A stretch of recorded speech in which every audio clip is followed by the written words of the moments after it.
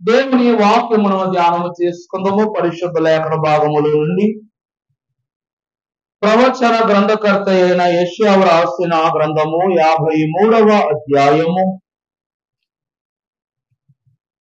3వ వచనమును చదువుకుందాము. అతడు తృణీకరింపబడిన వాడును ఆయను మనుష్యుల వలన విసర్జింపబడిన వాడును, వ్యసనాక్రాంతుడు గాను, వ్యాధిని అనుభవించిన వాడును, మనుషులు చూడనల్లని వాడుగాను ఉండెను. అతడు తృణీకరింపబడిన వాడు గనుక మనము అతనిని ఎన్నిక చేయకపోతిమి. ఆమేన్. ప్రార్థన. మహాగణనీయుడా, పావనుడా, పరిశుద్ధుడా, నీకు స్తోత్రములు. నీవు బయలుపరచిన ఈ పరిశుద్ధమైనటువంటి వాక్యములో, ఈ మిషనులో నీ సమూహ శక్తిగా, నీ సహవాస భక్తిగా, నీ జ్ఞానము కలిగిన యుక్తిగా మేము నీతో సాగుటకు గల భాగ్యమును దయచేయండి. మా జనకులు అన్నారు నాయన, దేవుని చేత వాడబడని మన హృదయములు సాతాను చేత వాడబడితే తృణీకరింపబడనున్నారు. అట్టి వాక్యమును ఈ దినమున ధ్యానము చేసుకునిచుండగా నిన్ను తృణీకరించిన మా హృదయములు ఈ రీతిగా ఈనాడు ఎలా తృణీకరింపబడుతున్నావో వాటిని సరిచేసుకుని వాక్య సంపత్తిని మీరు మాకు దయచేయమని యేసు క్రీస్తు ప్రభు వారి అతి దివ్యమైన నామమున వినయముతో వేడుకొని ప్రార్థిస్తున్నాము తండ్రి. ఆమేన్. యేసు క్రీస్తు ప్రభు వారి ఎడల అమిత ప్రేమయు ఆనందముయు సంతోషముయు గలదని నమ్మి ఆయన యోచనకు వచ్చిన వారలారా, తండ్రి మీకు సదా తోడయుండి మీకు ఆ యొక్క దీవులను గ్రహించును గాక.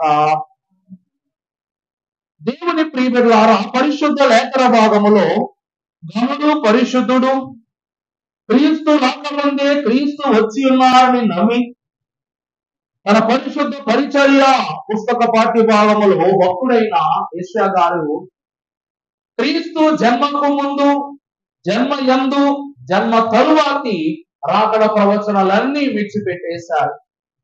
యెషయా భక్తుని యొక్క జీవితమును చూస్తే బైబిల్ అంతటిలో 66 పుస్తకాలను అర్థము చేసుకున్న వ్యక్తి ఎవరంట? యెషయా గారి. అందుకే దైవజనులు యెషయా గారికి ఎవరు పేరు పెట్టారంటే పాత నిబంధన పౌలు అని పేరు పెట్టారు. ఆ మాట ఆలకిస్తున్నారా? భక్తులైనటువంటి దైవజనులైన వారు యెషయా గారికి ఎవరు పేరు పెట్టారట? పాత నిబంధన పౌలు. ఇక్కడ ప్రవచన ఇచ్చినది యెషయా, నెరవేర్పిచ్చినది క్రీస్తు, ఆ నెరవేర్పును కొనసాగించినది పౌలు. అందుకే యెషయాకు గతము సూచన, క్రీస్తుకు ప్రస్తుతము సూచన, భవిష్యత్తునకు పౌలు వాక్యే సూచన అన్నారు. దేవుని నామాన్ని బట్టి ఆ పౌలు భక్తుడు తన యొక్క పరిశుద్ధ అధ్యాయ పాఠములో ఏమని రాస్తున్నారనగా, ఆయనను విసర్జించినట్లుగా రాస్తున్నారు. అతడు తృణీకరింపబడిన వాడును, ఆయను మనుషుల వలన విసర్జింపబడిన వాడును, వ్యసన కాంతుడుగాను, వ్యాధిని అనుభవించేవాడుగాను, మనుషులు చూడనల్లని వాడుగాను ఉండెను. అతడు తృణీకరింపబడిన వాడు గనుక మనం అతనిని ఎన్నిక చేయకపోతిమి. దేవుని యందు ప్రియబిడ్డలారా, మీరు బాగా అర్థం చేసుకుని మాట్లాడవలసిన మాటల్లో బాగా ప్రాముఖ్యమైన ఒక సంగతి చెప్తాను. అది ఏమిటి అంటే, భక్తుడైన యోహాను గారు, పరలోక భవిష్యవాణికి మార్గదర్శకుడైన యోహాను గారు ప్రకటన గ్రంథములో లెక్కింపబడిన వారి సంఖ్యను లిఖితము చేయుచున్నప్పుడు యూదా గోత్రమునందు ఒక పరిశుద్ధుడు కనబడలేనప్పుడు ప్రభువుని అడిగారట, ఎందుకు నీవు జనించిన గోత్రమున ఒక పరిశుద్ధులలో మేము కనుగొనలేదు, కారణం ఏమిటని అడిగినప్పుడు ప్రభు ఏం చేశారు? ఆ లెక్కను అక్కడ ఆపు చేసి సంఖ్య మాత్రమే లిఖించారు. ఇది మనకు తెలిసిన సత్యం. కారణం ఏమిటి అనగా, ఇక్కడ ఒక మాట వ్రాయబడి ఉంది, దేవుని తృణీకరించిన వారు ఏమైపోతారంట? తృణీకరింపబడతారు. ఉదయకాలము నిన్న ప్రసంగంలో అయ్యగారు చిన్న టెక్నికల్ అనుభవం రావడం వల్ల సగం లాగింది. ఉదయం ఉపవాస ప్రార్థనకు వచ్చిన వాళ్ళు ఒక వాక్యాన్ని క్లుప్తంగా గమనించారు. ఆ మాట ఏంటంటే, నీతిని అనుసరించేవాడు నీతిమంతుడు, పరిశుద్ధతను అనుసరించేవాడు పరిశుద్ధుడు, ప్రభువును అనుసరించిన వాడు ప్రభువు అనలేదా? అలాగని తృణీకరణను అనుసరించారు గనక వారు ఏమయ్యారంట? తృణీకరింపబడ్డారు. వినండి, ఇక్కడ కారణం ఏమిటంటే, యేసు క్రీస్తు ప్రభు వారి ఎదుట, జనుల ఎదుట, పిలాతు ఎదుట ప్రభువారు నిలబడ్డప్పుడు ఈ నీతిమంతుని రక్తము జోలికి మేము పోలేదు, మేము పోము. ఈ శిక్ష అంతయు ఏమై ఉన్నది? రాజ్యాధికారమును పట్టిస్తూ ఉన్న ఈ నీతిమంతుని రక్తము యొక్క శాపము మా యొక్క వంశావళికి రాదు, మా మీదకు రాకుండాను కాక అని అక్కడ ఏం చేశాడు? తన శుద్ధిని కనపరుచుకున్నాడు. అప్పుడట తన స్వంత జనమే అనగా యూదులే ఏమన్నారు? ఆ శాపమే మా మీదకు వచ్చును గాక, మా పిల్లల మీదకు వచ్చును గాక, మా వంశావళులకు కలుగును గాక అన్నారు. అందును బట్టి యూదా గోత్రమునందు యోహాను గారు ఒక నీతిమంతుని సైతము కనుగొనలేదు. తరాలకు కావలసిన శాపాన్ని వారు గణించారు కాబట్టి పరలోకపు పుస్తకములో నీతిమంతుల వరసలో వారు ఏమవలా? కనబడలా. వారు ప్రభువును తృణీకరించారు, ప్రభు ప్రేమను తృణీకరించి ద్వేషాన్ని కోరుకున్నారు, ప్రభువు యొక్క శోకమును కోరుకున్నారు, కన్నీళ్లను కోరుకున్నారు. కాబట్టి నీతిమంతుని వరసలు ఎవరు చేర్చబడలా? యూదులైన వారు చేర్చబడలేదు. అందుకే అంటారు ఆ భక్తులైన వారు, ఏది ఇస్తామో ఏది విత్తుతామో ఏ పంట విత్తితే ఆ పంటే. ఈరోజు గోధుమలు విత్తే ధాన్యాలు కావాలంటే రావుగా. దేవుడి ప్రియమిత్రులారా, వారు పాపాన్ని అనగా పాపపు తలంపులను వారు విత్తారు కాబట్టి శాపపు తలంపులు పంటగా తిరిగి వచ్చినాయి. ప్రకటన గ్రంథం అనగా భవిష్య పుస్తకములో పరిశుద్ధ లేఖన భాగములో వారి యొక్క లెక్క ఏమవలేదు, నిలబడలా. నేను అయ్యగారు చెప్పిన మాటలు క్లుప్తంగా 2 మాటల్లో చెప్తాను. ఇక్కడ మనం గమనిస్తే నేను మీరు చూసినట్లు అయ్యగారు ఒక నక్క కథ చెప్పారు. అక్కడ తాగాం కదా, ఆ నక్క కథలో దైవజనులు ఏమన్నారు? నక్కే కదా లాభము వస్తుంది అని దానిని తీసుకుని వచ్చి తన గొర్రెలతో కలిపిన దానికి కారణంగా నక్క ఏం చేసిందంట? గొర్రెలు తీసి అతనికి నష్టాన్ని చేకూర్చింది. రెండవ మారు అదే నక్క, అదే వ్యక్తి, అదే పరిస్థితి. కానీ ఈసారి ఎలా మారిపోయాడు అతను? పడిన గాయమును బట్టి, తగిలినటువంటి పరిస్థితిని బట్టి, చేకూర్చబడిన కోల్పోయినటువంటి స్థితిని బట్టి అతను జాగ్రత్త పడ్డాడా, జాగ్రత్త పడలేదా?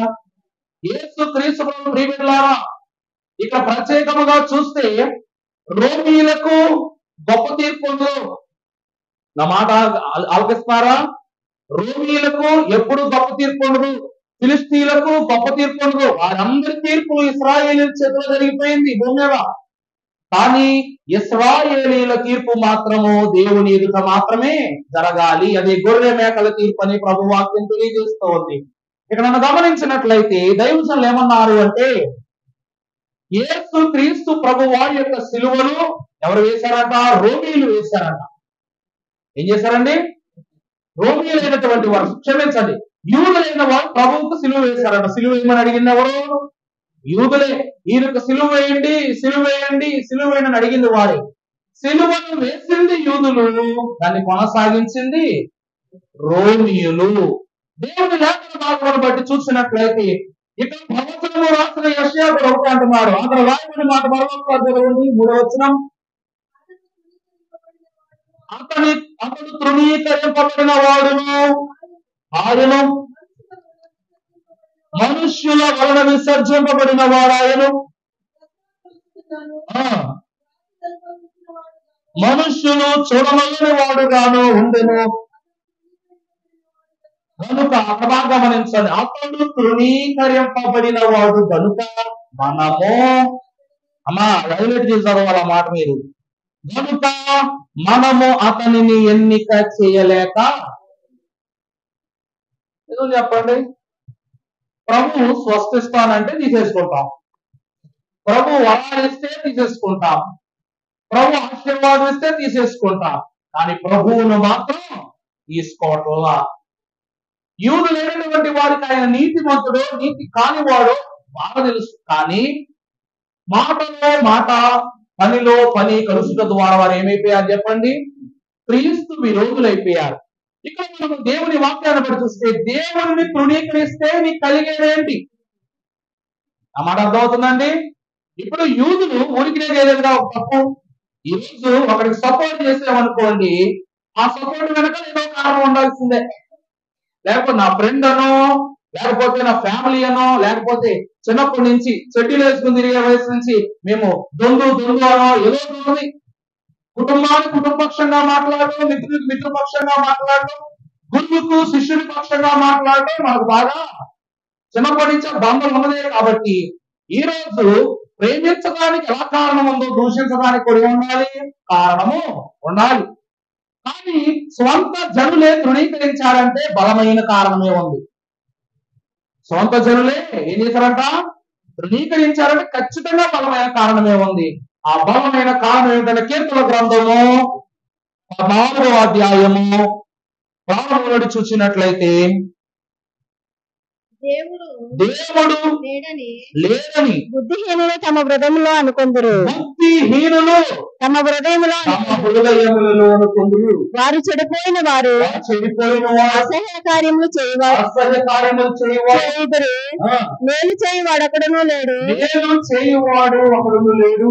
వివేకము కలిగి దేవుని ఎదుకువారు కలరేమో అని యెహోవా ఆకాశము నుండి చూచి. అక్కడ ప్రభు ఏమంటున్నారు? వీరి క్రియలన్నీ యెహోవా ఆకాశము నుండి చూచి నరులను పరిశీలించెను. ఇప్పుడు అసలు మ్యాటర్లో రాద్దాం. ప్రభువును తృణీకరించడానికి కారణం ఏంటంటే వీరి క్రియలు యెహోవాకు హేయము. ఇష్టమా? దేవదేవుడు అబ్రహాము సంతతి వారిని ఆశీర్వదిస్తాను ప్రభువు చెప్పారు. అబ్రహాము గంతులు వేసాడంట. ఏ కారణం ఏంటంటే ప్రభువు నా కుటుంబాన్ని ఏం చేశారు? ఆశీర్వదించారు. దేవుని వాక్యం సెలవిస్తుంది తెలుసా? దేవుడు తలంచుకుంటే అబ్రహాముకు శారకు పిల్లలు ఇవ్వటం కాదండి. ఆ మాట అర్థమవుతుంది. అబ్రహాముకు శారమ్మ గారికి పిల్లలు ఇవ్వటం కాదు. అబ్రహాముకు రాయికి కూడా ఏమివ్వగలరు? పిల్లల్ని ఇవ్వగలరు. అలా చూస్తున్నారేంటండి నా వంక? అలా చూస్తారేంటి? రాయికి కూడా పిల్లలు ఇస్తారు. ఇప్పుడు ఒక బండ ఏమనుకుంటుంది? ఒక బండ కొండ నుంచి వచ్చింది, ఆ కొండ పర్వతం నుంచి వచ్చింది, ఆ పర్వతము ప్రభువు ద్వారానే కలిగిందిగా. ఈ రోజు దేవుని వాక్యాన్ని బట్టి మీకు కుమారులు నరుల కుమార్తెలకు ఏం చేస్తారట?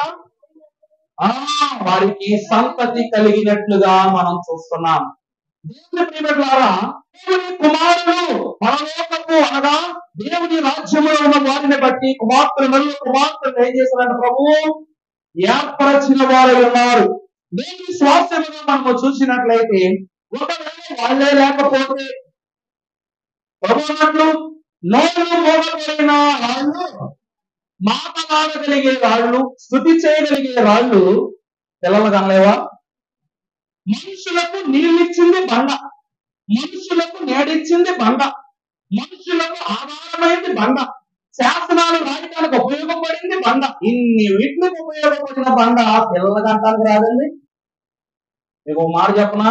బండలోంచి కప్పలు కొడతాయంటారు తెలుసా? మీకు ఈ సార్ బాగా తెలుసా? బండల్లో ఏం కొడతాయంట?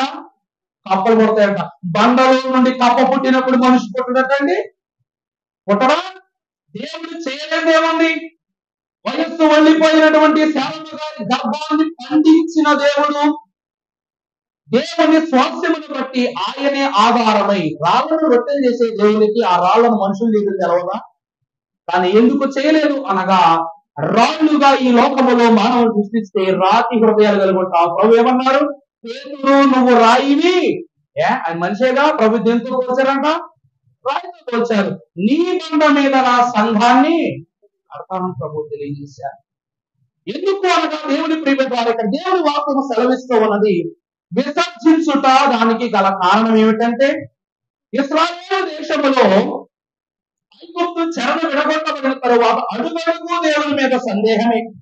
మీరు బ్రతకటానికి ఐగుప్తు దగ్గర నుండి నేను సొమ్ము ఇప్పిస్తే మీరు ఏం చేశారో సొమ్ముతో బంగారు దూడ తీసుకొని ఇదే మా దైవం, ఇదే మా దైవం, ఇదే మా దైవం అన్నారు. కాబట్టి అసలైన దైవం ఏమొచ్చింది? కోపం వచ్చింది. అతను మొదటి తప్పు. ఆ తర్వాత సర్పములను ఏళ్ళ విగ్రహం చేసుకుని దాని చుట్టూ తిరిగితే రక్షణ వచ్చేద్దంటున్నారు. దేవుడు చెప్పి ఒక ఎత్తడి సర్పము బొమ్మలు పెట్టి దాన్ని వంక చూడమన్నప్పుడు చూసారా? అమ్మా బాగా అవుతుందా? బంగారపు దూడలో వీరికి రక్షణ కనపడింది. అదే ఎత్తడి సర్పము బొమ్మను ప్రభు ప్రతిష్ఠించబడినప్పుడు వాళ్ళు దానికి ఏం కనపడలా? దైవత్వము కనపడలేదు. కాబట్టి రెండవ తృణీకరణ. ఇక మూడవది గమనించినప్పుడు బంగారంతో చేసుకున్న దూడ ద్వారా రక్షణ, బండ నుండి వచ్చిన నీటి నుండి ఏం లేదు మనకి? మారా చూడు అనలేదా? దేవుని జలమును వారు హెచ్చరించక విడిచిపెట్టారు. కాబట్టి మూడవ తృణీకరణ. నాలుగవది దేవుని దేశములోనికి ప్రవేశించి అక్కడికి వెళ్లి సాక్ష్యము తేవలసిన భక్తులైన వారు ఏం చెప్పారు చెప్పండి? ఆ రాజ్యము ఆ దేశము మనకేం కాదు, సరిదోగుతూ మనం నలకల్లా ఉంటాం, వాళ్ళు మన బుద్ధి కల్లా ఉంటాం, వాళ్ళు అంత తిస్తున్నారు, అజానుభావులై ఉన్నారు, మనల్ని నలగొట్టేస్తారు. మనకి ఈ రాజ్యము ఈ దేశము సాక్ష్యము వహించుట ద్వారా ఏమిందట? నాలుగవ తృణీకరణ జరిగింది. ఆ తర్వాత ఇశ్రాయేలు దేశములోనికి వెళ్ళి అక్కడ విగ్రహాలు ప్రతిష్ఠించి ఏం చేశారు చెప్పండి? దేవునికి హేయమైపోయారు. మనం చదవండి కీర్తన 14:1. దేవుడు లేడని బుద్ధిహీనులు హృదయంలో అనుకుందరు. చూసారా?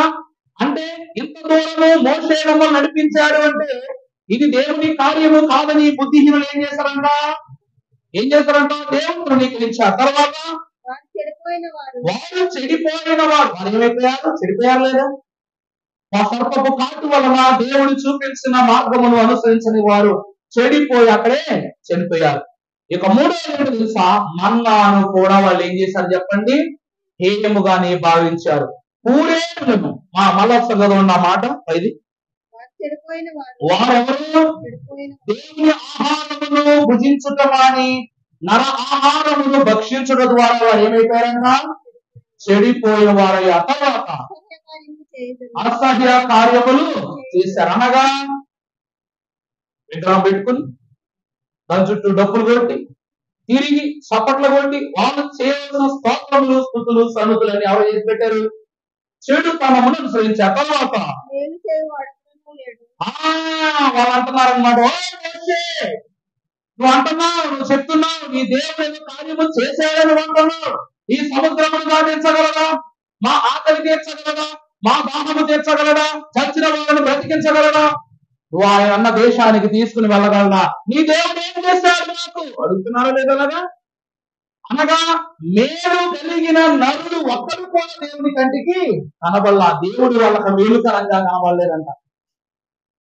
అందు ద్వారా దేవుడు వారిని ఏం చేశారు చెప్పండి? తృణీకరించేశారు, పక్కన పెట్టేశారు. ఆ తర్వాత వచ్చింది చదవండి. వివేకము కలిగి, ఇదే యెహోషువ కాలేబులు వీరిద్దరు వివేకము కలిగి దేవునిని వెదకువారు కలరేమో అని యెహోవా ఆకాశము నుండి నరులను చాలండి. చాలా సంతోషం. ఈ నడుమున తీర్పు తీర్చువాడు పరలోకము నుండి నేనేం చేస్తున్నాడు? చూచి నీ నడపలను, నీ క్రియలను, నీ యుద్ధులను, నీ సూచనలను, నీ ఆలోచనలను పరిశీలన చేస్తున్న ప్రభు ఖాళీగా ఉండవు.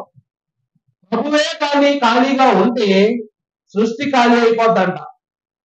ప్రభువే కానీ ఖాళీగా ఉంటే దూతలు నియమించాను కదా, ప్రభువు పంపించాను కదా, పరిచారకులు పంపించాను కదా, పరిశుద్ధులు పంపిస్తున్నాను కదా, ఇక నాకేం పనిలే అనుకున్నారు.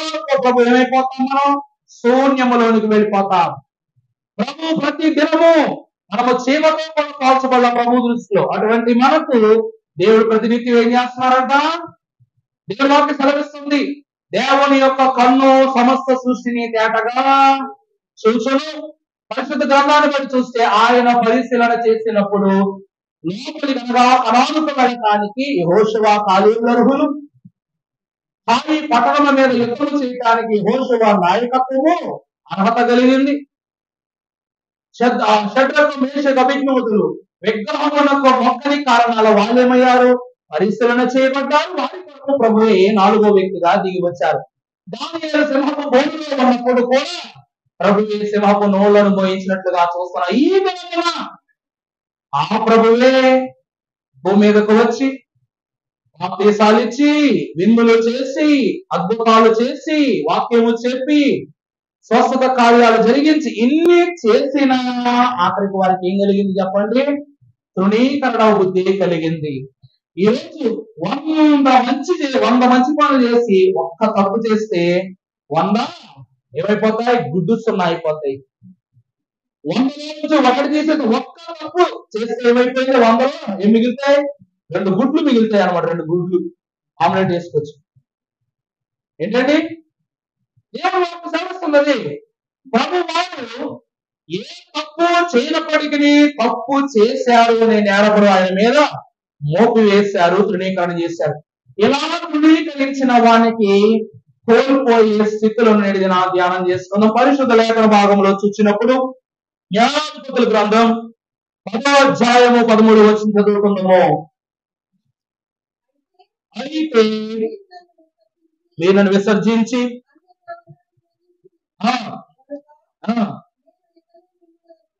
చూసారా, దేవుడిని విసర్జించి దేవుని తృణీకరించి లోకాన్ని పట్టుకున్న వారికి మొట్టమొదటిగా ఏమి రాదు?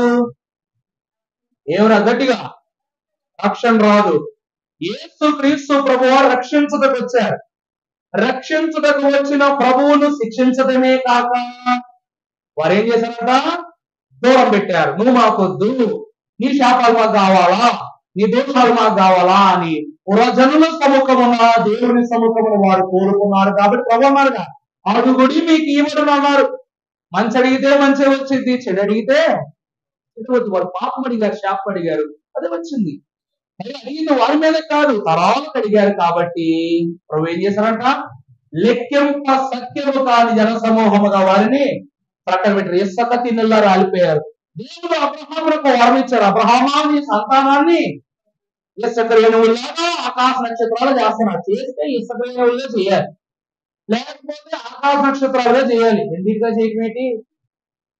ఏమా కావాలంటే నలబెట్టి కావాలా, లేకపోతే నలబెట్టి కావాలా, 2 కలిపి కావాలంటావా అనవగా.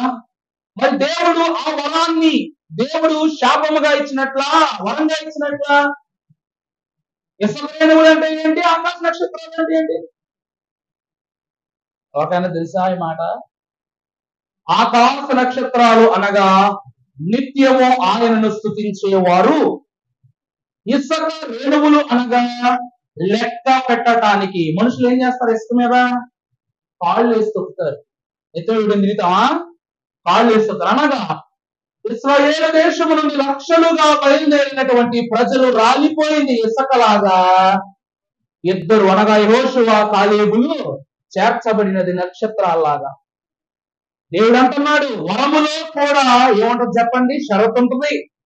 వరములో కూడా ఆంక్షలు ఉంటాయి. అబ్రహామును బట్టి ఇస్సాకు, ఇస్సాకును బట్టి యాకోబు, యాకోబును బట్టి యోసేపు. మన తర్వాత ఏంటి చెప్పండి? తర్వాత మెల్లగా మెల్లగా మెల్లగా మెల్లగా లోకంలో కలిసిపోయారు. మళ్ళా మోషేను పంపించారు, బాగు చేశారు. మోషే కాలంలో కోల్పోయారు, యెహోషువను పంపించారు, బాగు చేశారు. ప్రవక్తలు ఏర్పాటు చేశారు. పాత నిబంధన అంతా బాగు చేస్తే సరిపోయింది. కొత్త మిక్సీ కొనుక్కుని రోజు రిపేర్ చేసుకోమంటే ఎలా ఉంటుందో తన స్వకీయ జనులను బాగు చేసి చేసి ప్రభు ఏమైపోయారంట? విసుక్కున్నారు.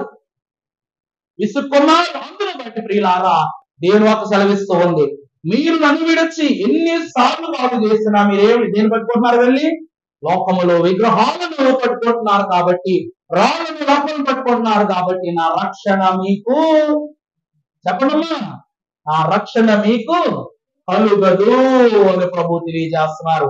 ఏమన్నారు? మొదటిది, దేవుని విసర్జించుదాన్ని బట్టి మొట్టమొదటి ఏం కోల్పోతాం? రక్షణ కోల్పోతాం. యెరూషలేము కుమార్తెలు వారి పేర్లు రాయబడ్డాయా? వాక్యంలో రాయబడలా. ఆ తర్వాత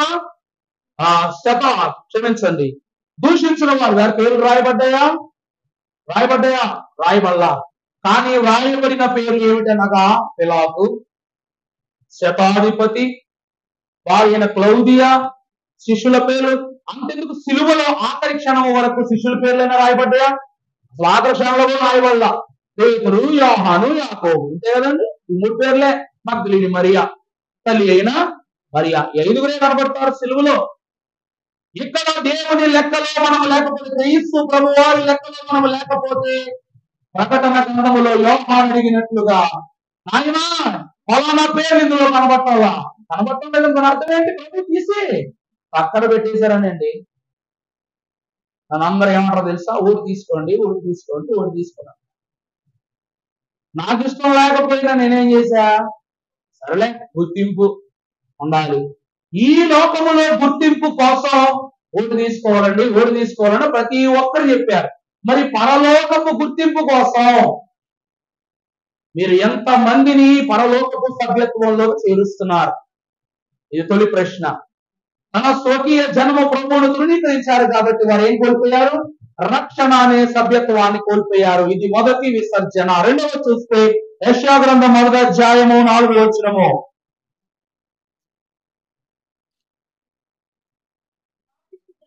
పాపిష్టి జనమా,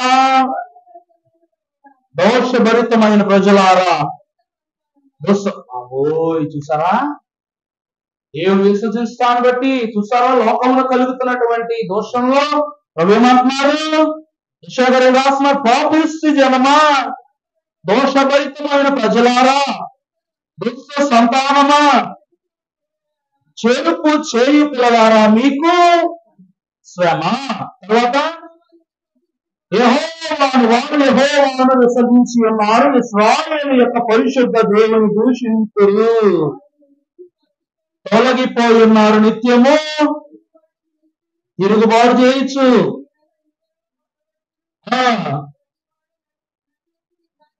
ప్రతి వాడు నడినెత్తి అంటే ఏది? మీకు ఒక మాట చెప్పనా? చిన్నపిల్లలు ఇప్పుడే అలవాటు చేసుకోండి. మీకు కావాలంటే పిల్లల్ని చేతిలో తీసుకున్నప్పుడు మీరు ఎప్పుడైనా బలంగా కాకుండా ప్రయత్నం చేయండి. ఈ తల మీద ఇక్కడ ఒక భాగం ఉంటది, ఇది నడినెత్తి. దాని మీద నొక్కినప్పుడు బిడ్డలకు మెత్తగా ఉంటుంది. ఎప్పుడైనా తల్లులు చూసారు లేదో గమనించారు లేదు, తల్లులు బాగా అలవాటు, ఎందుకంటే బిడ్డలు ఎత్తుకుంటారు కాబట్టి. ఈ నడినెత్తి మీద మెత్తగా ఉన్న భాగాన్ని ఇంటర్నల్ గేట్వే అంటారనమాట. మన పెద్దవాళ్ళు చెప్పినట్టు పిల్లలకి సాతాను కనబడింది, సర్పం కనబడింది. అలా నల్ల పిల్లలకి పిల్లలు గోలు పెట్టి ఏడ్చేసేవారు. అమ్మో ఏడుపు, ఏం చేసినా ఆగేది కాదని పెద్దవాళ్ళు అంటారు కదండి. ఇలాంటి పరిస్థితులు జరుగు ఉంటాయి. పక్కింటి వాళ్ళకో మనకో జరుగుండొచ్చు. ఇటువంటి పరిస్థితి ఏమిటి అనగా, మానవుని అనగా బిడ్డ యొక్క దృష్టికి దేవదేవుడు ఈ ఆశీర్వాదాన్ని ఇచ్చాడు. ఒక సైంటిస్ట్ ప్రూవ్ చేశాడనమాట. ఒక కుమార్తె తండ్రట ఆమె 8th క్లాస్ చదువుతున్నప్పుడు స్కూలుకు తీసుకెళ్తూ రోడ్డు దాటించి ఆ అమ్మాయి స్కూల్లో వదిలిపెట్టి వెనక్కి వస్తున్నప్పుడు ఆ బిడ్డ ఎదురుగా తన తండ్రిని లారీ కొట్టేసిందంట. లారీ కొడితే చనిపోయాడు. చనిపోతే అమ్మాయి షాక్ లోకి వెళ్ళిపోయి విపరీతమైనటువంటి డిప్రెషన్ లోకి వెళ్ళిపోయి వేదనకు గురైపోయి పిచ్చిదానిలా అయిపోయిందంట. అయిపోయిన ఆమెను ఎంతమంది డాక్టర్ల దగ్గరికి తీసుకెళ్ళినా డాక్టర్లు ఏమన్నారు? బాగోదు అన్నారంట. అమ్మాయి బ్రతుకే ఏదో ఒకటి చేద్దాం అనుకుని 9th ఏం చేస్తుంది వాళ్ళ అమ్మ? జంప్ చేయించింది అనమాట 10th లో. మరి 10th నుంచి జంప్ చేయలేగా, పబ్లిక్ రాయాలా. అప్పుడు ఈ 10th లో ఎలాగైనా గట్టెక్కిస్తానట వాళ్ళ అమ్మాయి ప్రయత్నాలు చేస్తా ఉంది. వాళ్ళ అమ్మ చేస్తుంటే ఈ అమ్మాయి మాత్రం అలాగే ఉందట. కానీ అమ్మాయి ఆఖరి రిజల్ట్ టైంలో ఆ స్కూల్ ఫస్ట్ టాపర్ గా వచ్చిందంట. అమ్మాయి ఏమైందండి? ఫస్ట్ స్కూల్ టాపర్ గా వచ్చిందంట 10th వాళ్ళ స్కూల్లోనే. వస్తే అప్పుడు వాళ్ళ అమ్మ అడిగిందంట, ఏమ్మా నువ్వేం చదవలేదు కదా, నువ్వేం చేయలేదు కదా, నీ పిచ్చి ఏమైందంటే నువ్వు ఎట్లా పాస్ అయ్యంటే అమ్మాయి అప్పుడు చెప్పింది డాక్టర్తో, రోజు మా డాడీ వచ్చి నాకేం చేసేవారు? చదువు చెప్పేవారు. ఏం బడికి పోలా, చదువుకోవాలా, పుస్తకాలు తీలా, కానీ ఈమె పుస్తకాలు తీసిన విషయం తల్లి కూడా తెలియదు, ఎవరికీ తెలియదు. కానీ ఆమె ఏమని చేసి సాక్షిస్తుంది, నా తండ్రి ప్రతి దినము వచ్చి ఏం చెప్పారు నాకు, మా నాన్నగారు వచ్చి నాకు ఫలానాది ఇలా చేస్తారు. విచిత్రం ఏంటంటే వాళ్ళ నాన్నగారి టీచర్ అన్నమాట.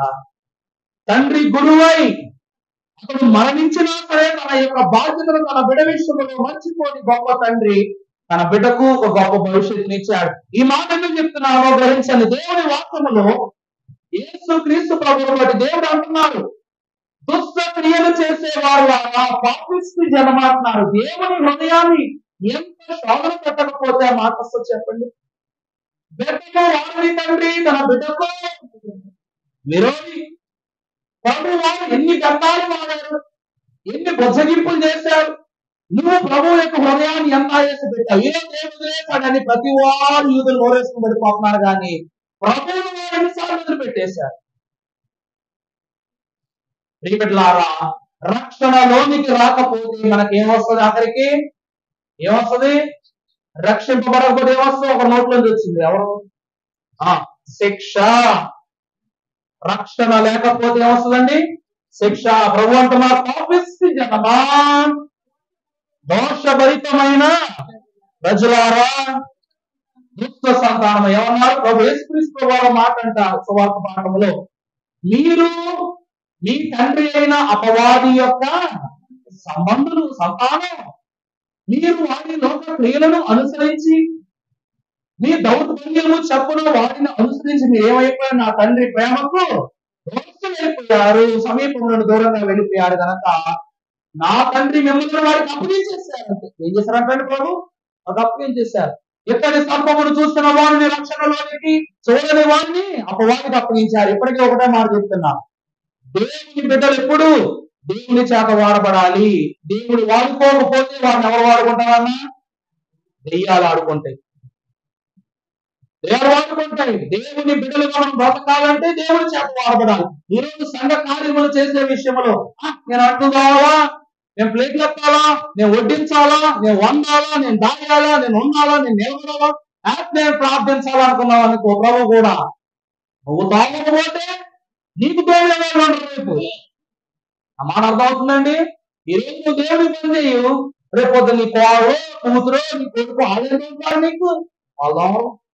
ఈరోజు నువ్వు దేవుడి సన్నిధిలో మోకరించి ప్రార్థన చేయలేదు అనుకో, వాళ్ళు ఏం చేస్తారు, వాళ్ళు ప్రార్థన లేని వారిగా తయారయ్యి నీకేం చేస్తారు, శోధన పెడతాను. ఒక భక్తురాలు అనుకో, ఇప్పటి వరకు ఒక మాట చెప్తున్నా, ప్రార్థనా పూర్వకంగా బతికిన వాళ్ళు నీచమైన చావు ఎక్కడేం చనిపోయారా, చనిపోయారా చెప్పండి.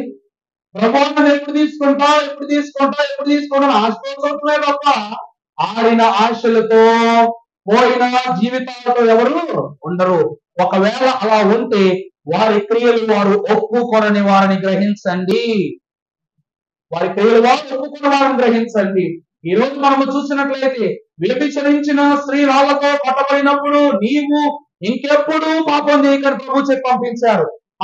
ఇక ప్రభు చూసారా ఏమిటంటే ఆమె ఒకవేళ పాపము చేసి ఉంటే కాపాడడానికి మళ్ళా ప్రభు వస్తారా, రారు. మగ్దలేని మరి తనంతో తానే వచ్చి క్షమాపణ చెప్పుకుంది కాబట్టి ఆమె క్షమాపణకు మెచ్చిన తండ్రి ఆమె తన దాసురాలుగా ప్రభు చేర్చుకున్నారు. ఒకవేళ ఇక్కడ క్షమాపణ జరిగింది, మళ్ళా పెడతా, మళ్ళా క్షమాపణకు వస్తానట్టుగా ఉన్నాం అనుకోండి, ఏమవుద్ది పాపిష్టి జనమా అంటారు ప్రభు. ఏమంటారండి, ఇశ్రాయేలును లోకంలో విడిపోయిన వారిని వాక్యం ఏమనంటుంది, పాపిష్టి జనమా. బిడ్డలను కూడా సైతం తిడుతుంది. చదువు మాట, పాపిష్టి జనమా, దుష్ట సంతానమా, చెరుపు చేయు పిల్లలారా మీకు శ్రమ, మీరు వారు యెహోవాను విసర్జించి ఉన్నారు. వీరందరూ ఏమైనారంట, యెహోవాను అంటే రక్షణ కోల్పోయారు కాబట్టి వీరికి శిక్ష వచ్చి ఇది రెండవ సంగతి. చూస్తే ఇర్మియా గ్రంథం 2వ అధ్యాయము 19వ వచనంలో చూసినప్పుడు భక్తుడైన ఇర్మియా సెలవిస్తూ ఉన్న మాట, ఇర్మియా 2:19, నీ దేవుడైన యెహోవా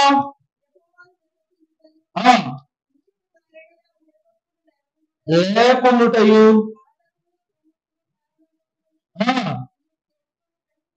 గ్రహించున్నట్లు ఎక్స్ట్రాడినరీ మాట తెలుసా? నీ చెడుతనం నిన్నేం చేస్తాయి? యూదా గోత్రం వారికి, ప్రభు యొక్క జనాలకి పిలాతు వేసాడా శిక్ష?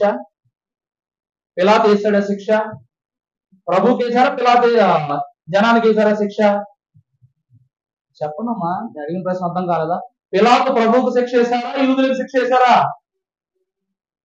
ప్రభువునకు పిలాతు శిక్ష వేస్తే ఆ శిక్షను ఎవరు కొనసాగించుకున్నారు చెప్పాలి. రోమీయులు శిక్ష అమలు చేశారు ప్రభువుకు, కానీ ఆ శిక్షను కొనసాగించుకున్న ఎవరు? ఎవరంట? యూదులంట. అయ్యగారు అన్నారుగా, నీ పాప శాపాలు, నీ సర్వ వ్యాధులు ఎవరంట? తీసివేసినట్టు శ్రీ యేసుని యొక్క కృపే మెండు అన్నారు. కానీ ఇక్కడ వాళ్ళు ఏం చేశారు? సర్వ వ్యాధులు మాకే రావాలి, ఆయన శ్రమ మాకే రావాలి, ఆయన శిలువ శోధన మాకే రావాలి, ఆయన వేదన మాకే రావాలి, ఆయన కొరడాలు మాకే రావాలన్నారు. కాబట్టి అయ్యగారు చెప్పారు, ఈ రోజు వరకు పాలస్తీనాలో ఏం జరుగుతున్నాయి?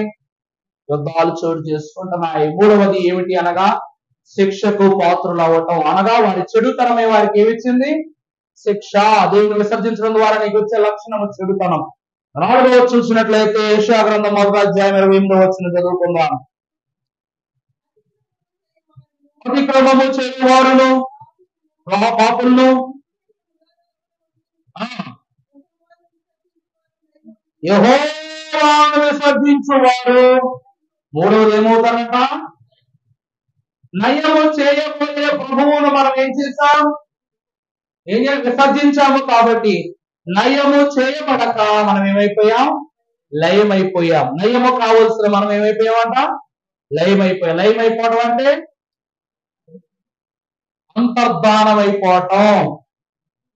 అయినా ధన్యుడు దేవమానవుడు ధరణి జనులంతటి కన్నా అన్యులంతటి వారిని అతనికి ఆయనకు ఎవ్వరూ సాటి రాలా.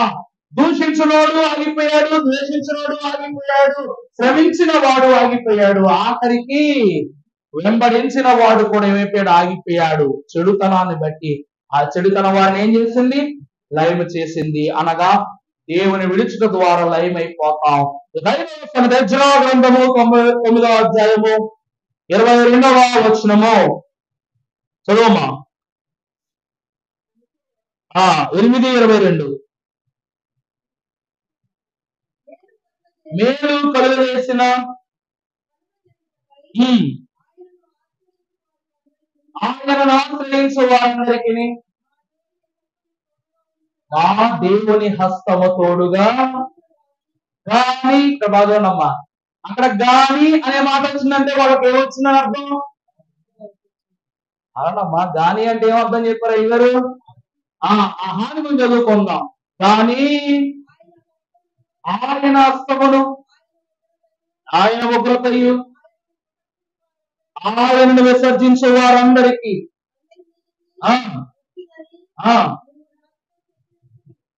చూసారా? కానీ అన్నాడు కాబట్టి హాని వచ్చేసింది. అలా ఉన్న వారికి దేవుని యొక్క ఉగ్రత. ఇక్కడ ఎలా ఉందంటే యేసుక్రీస్తు ప్రభువారు నీతిమంతుడే, కానీ యేసుక్రీస్తు ప్రభువారు పరిశుద్ధుడే, కానీ యేసుక్రీస్తు ప్రభువారు తప్పు చేయలేడు, కానీ అన్నారు లేదా అందరూ?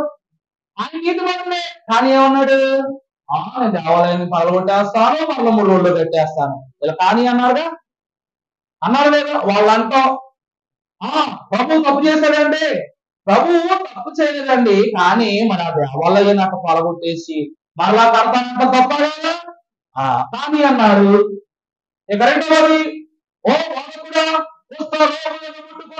ధర్మశాస్త్రం సెలవిస్తూ ఉంది, ఏ కారణమును బట్టి ధర్మశాస్త్రం అతిక్రమించిన కుష్ఠ రోగులు నయం చేశావు అంటే వీళ్ళు అంటున్నారు కుష్ఠ రోగులను ముట్టుకోకూడదు, కానీ ప్రభు వారు కృపాశాస్త్రం కాబట్టి ఆయన ముట్టుకున్నారండి, ఆయన బ్రతికించారండి, ఆయన లేవనెత్తారండి అన్నారు లేదు వీళ్ళు.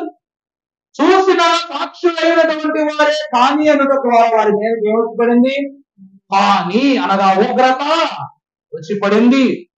వెళ్ళేసుకుని ఆరోగ్యం వచ్చేసిన తర్వాత డాక్టర్ దగ్గరికి వెళ్ళి కయ్యం పెట్టుకుంటాను ఎవరైనాను వీళ్ళు ఏం చేశారంట?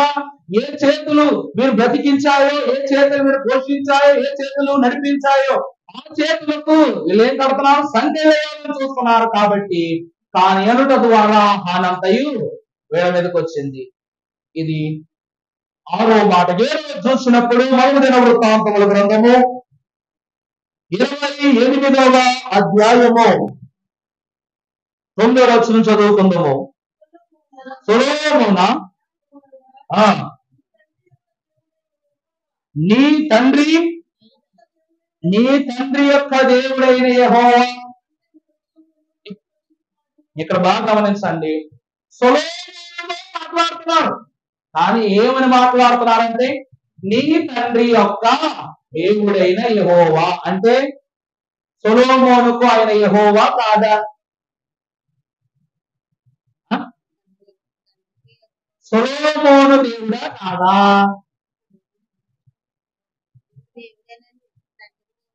అలా ఉంటారు పొరలో.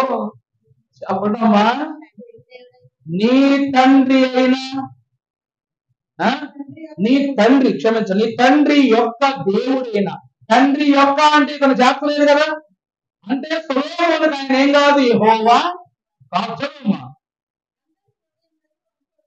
నీ తండ్రి యొక్క దేవుడైన యెహోవా అందరి హృదయాలను పరిశీలన చేశాడు. అంటే నువ్వు కూడా ఉన్నావు అందులో.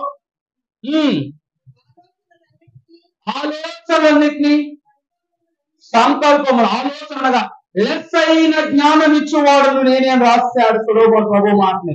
రెండవది సంకల్పం. నా నామముల మీది ఏమి అడిగినను తండ్రి మీకు అది ఇస్తాడు. అనగా మన సంకల్పం ఎవరు? యేసు ప్రభువే. ఆ తర్వాత మీ సంకల్పము ఎవరితో ఎరిగిన వారై ఉన్నారు. నీవు ఆయనను తెలుసుకుని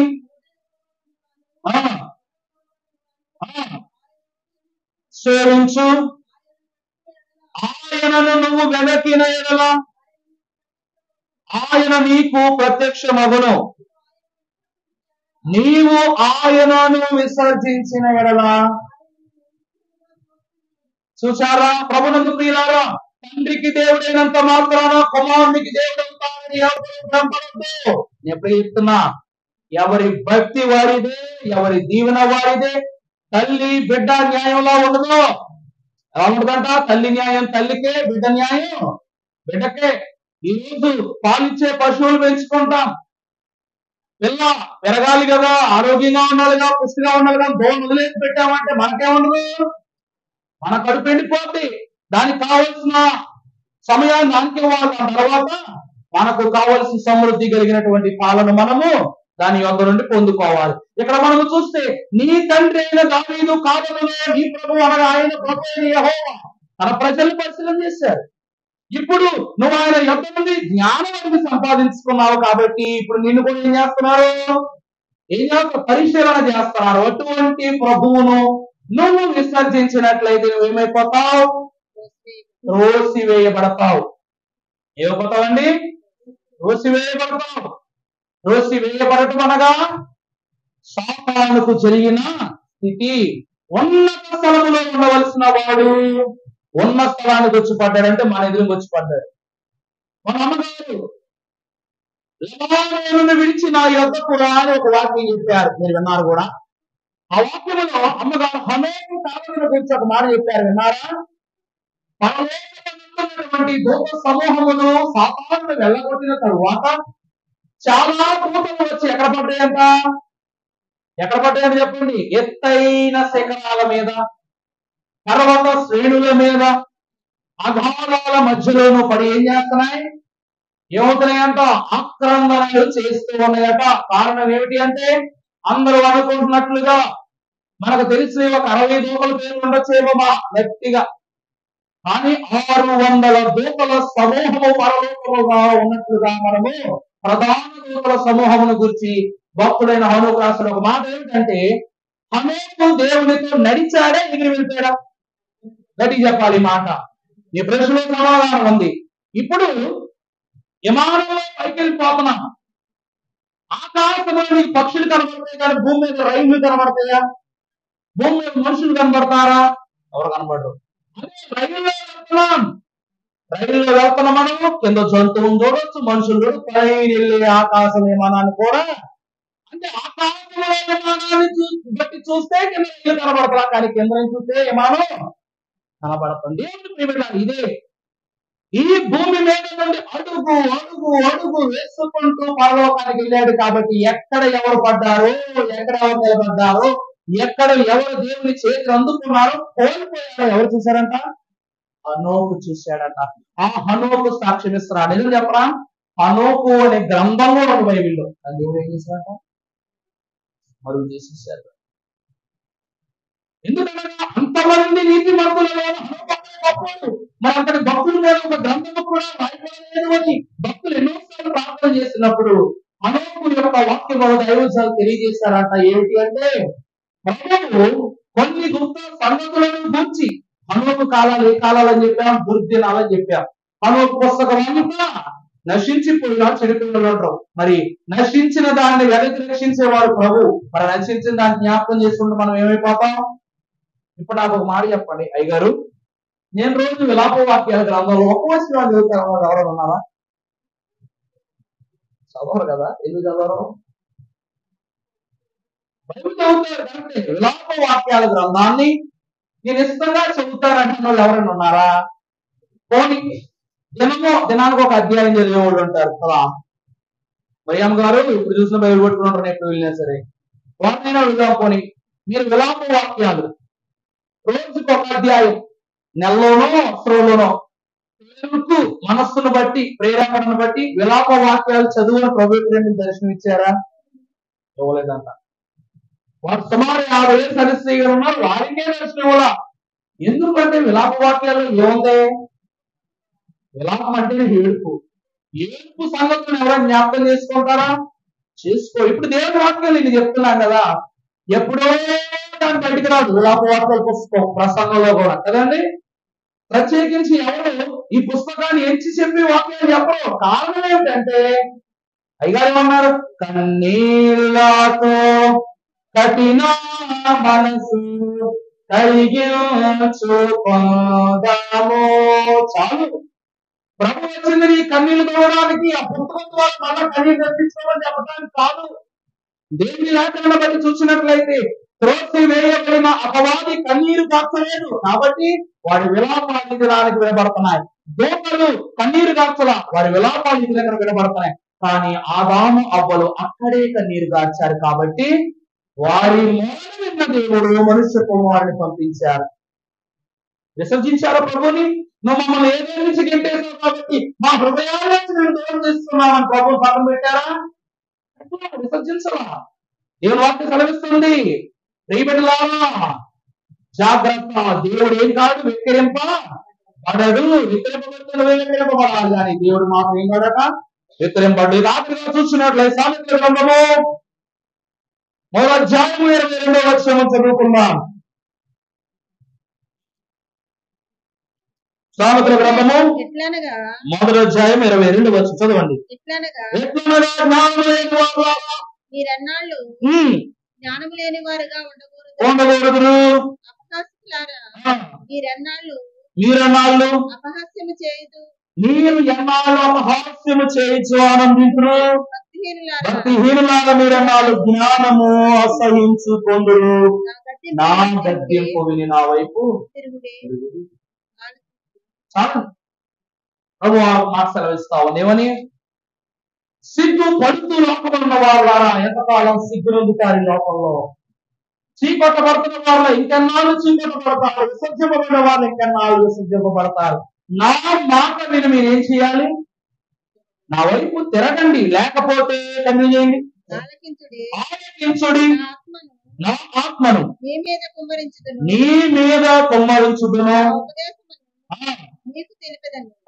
నేను పిలువగా మీరు వినకపోతిరి.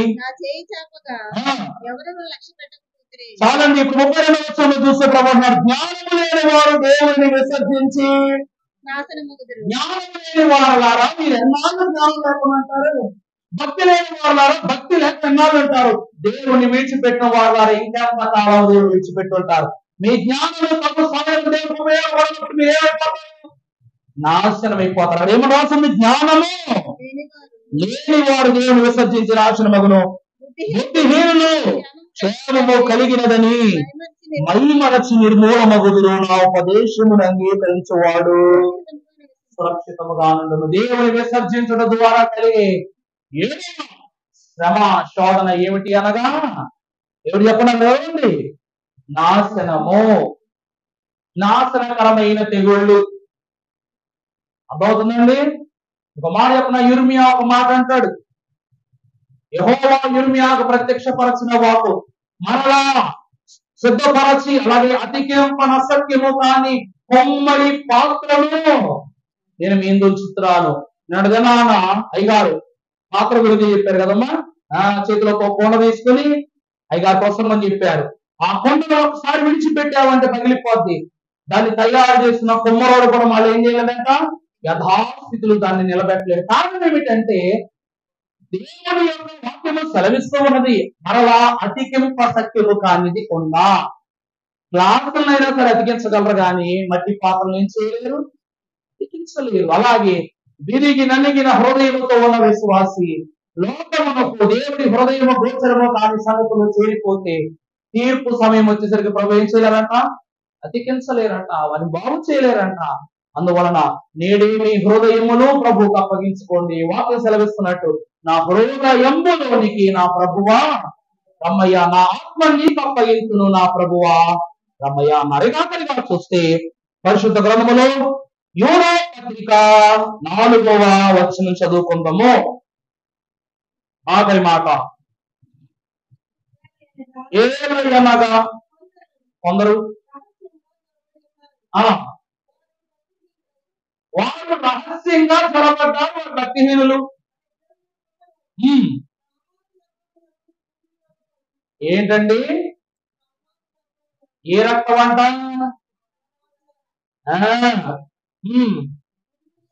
దుర్వినియోగపరచుచు మన అద్వితీయ నాథుడును ప్రభువునైన యేసు క్రీస్తు ప్రభువును వాళ్ళు ఏం చేస్తున్నారంట, విసర్జించుతున్నారు. ప్రభువులను దేవుని ప్రియమిట్లారా, యేసు క్రీస్తు ప్రభువారి యొక్క రక్తము రక్షణ. ఆ రక్షణ శాపముగా మార్చుకుంది ఎవరండి?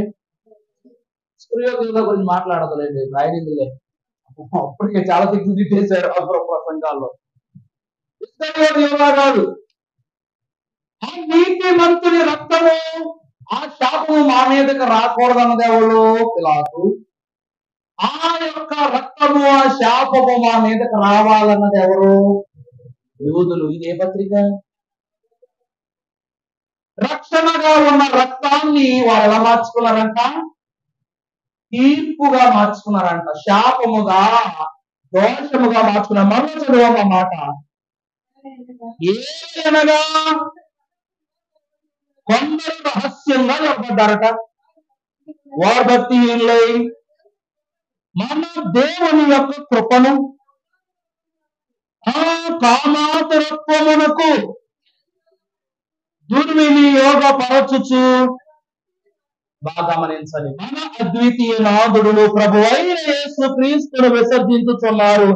ఈ తీర్పు పొందుటకు వారు పూర్వమంది అంటే ఎప్పుడు? యోధా పత్రిక ముందా, యోహాను సువార్త ముందా? యోధా పత్రిక ముందా, యోహాను సువార్త ముందా?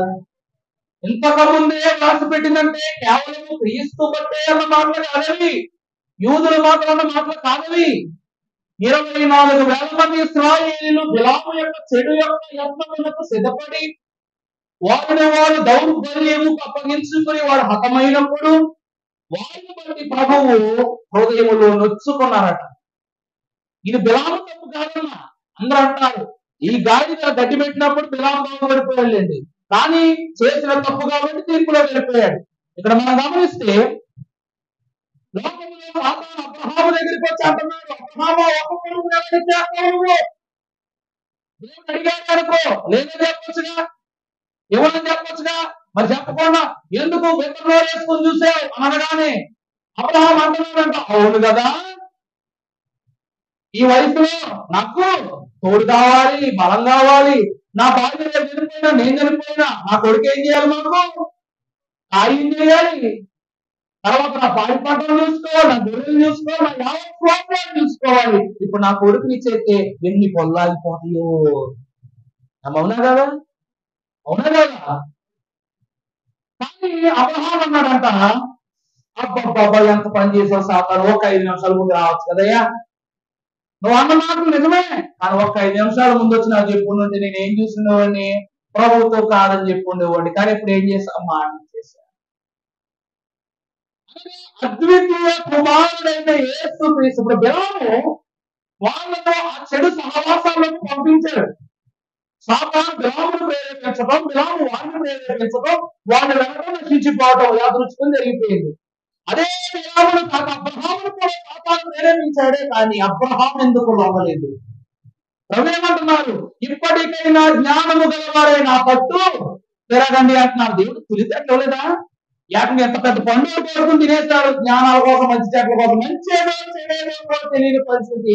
ఆడకి ఏమైపోయిందంట, ఏమైపోయిందట, వారు చనిపోయారు. బిలాము తప్పు కాదండి, సర్పం వచ్చి అవ్వమని ఏం చేసింది, సప్పదీసింది అన్నమాట, లాగా ఎల్లు ఎల్లు అని. ఈ వచ్చి ఆదాము దగ్గరికి వచ్చి ఇదిగోండి పండు అని చెప్పింది, ఆయన కరిగిపోయాడు. చివరికి కోపొత్తులాగా మొత్తం అందరూ కలిపి కరిగిపోయారు దేవుని చేత, దేవుని కోపానికి.